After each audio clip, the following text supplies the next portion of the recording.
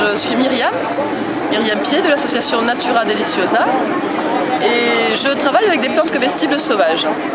Donc j'amène des gens en sortie pour découvrir ces magnifiques plantes qui peuvent nous nourrir, qui peuvent nous maintenir en très bonne santé et qui sont, ma foi, gratuites et en abondance dans notre département. Donc là, je peux vous faire une petite présentation des plantes que nous avons ici aujourd'hui.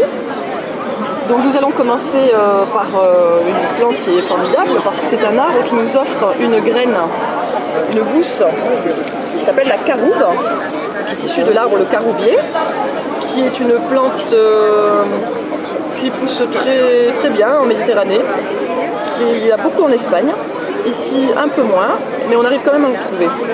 Donc cette caroube, elle a la particularité d'avoir un goût sucré et cacaoté.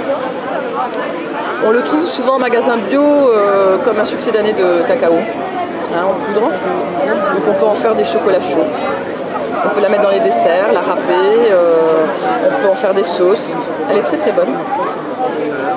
Il faut juste faire attention à sa petite graine qui est très très dure, qui s'appelle le cara.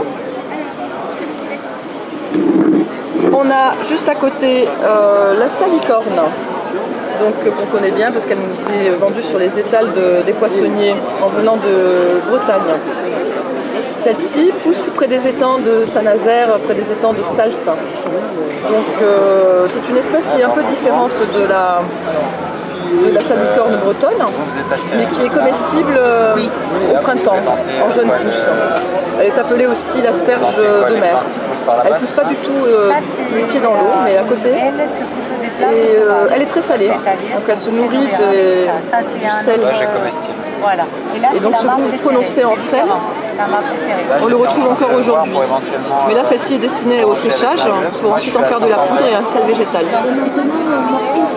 Alors pour continuer avec les plantes salées, il y a celle-ci qui est un peu sèche, donc on ne voit pas tellement les feuilles. Les feuilles ont bruni là. Donc c'est une astéracée, elle s'appelle Linule crypmoïde ou Linule fausse Christ, parce qu'elle rappelle le goût de la Christ marine qu'on trouve sur les côtes rocheuses des Pyrénées-Orientales.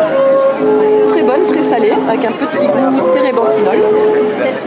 On a ici l'aubione, alimione, c'est une plante aussi salée, qui est donc de la même famille que la salicorne, que l'épinard, que la blette, qui est donc une amarantacée. Et donc de la même famille que cette amarante. Donc c'est là que je peux raconter la petite histoire de l'amarante, parce qu'elle est utilisée aux États-Unis, plantée de manière sauvage dans les champs intensifs pour lutter contre toutes ces plantes OGM comme le maïs. Alors elle a une racine, elle fait une racine énorme qui est très très difficile à arracher, elle ne peut pas s'arracher mécaniquement. Et une fois qu'elle est plantée dans ces champs, c'est tellement difficile de l'enlever, elle se reproduit tellement vite qu'elle vient vraiment ennuyer ces champs OGM et surtout elle est résistante au Roundup. Donc c'est vraiment une plante intéressante pour la transition et contre le vent qui nous emporte les stands. Donc ça c'est une amarante sauvage qu'on trouve très fréquemment ici. On peut la consommer en feuilles, petite feuille en salade. Ou les graines aussi, comme l'amarante qu'on trouve en magasin bio. Donc ici on a une autre plante qui s'appelle l'érigéron du Canada, qui a un petit taux de toxicité, donc on la consomme avec parcimonie. Mais on peut prendre des jeunes feuilles comme ça au-dessus, elle a un petit goût piquant.